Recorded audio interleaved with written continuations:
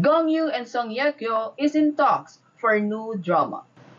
It was reported on April 24th that Gong Yoo is in discussions for new drama by acclaimed writer No Hee Kyung of That Winter the Wind Blows.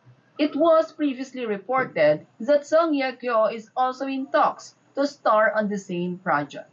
In response to the report, SOOP Gong Yoo's agency responded and said, "It is true that Gong Yoo has received an offer for No Hee Kyung's new project. He is currently reviewing it." Based on the reports, the upcoming drama of No Hee Kyung will be a modern historical drama that depicts the realistic scenes of people in the broadcasting industry.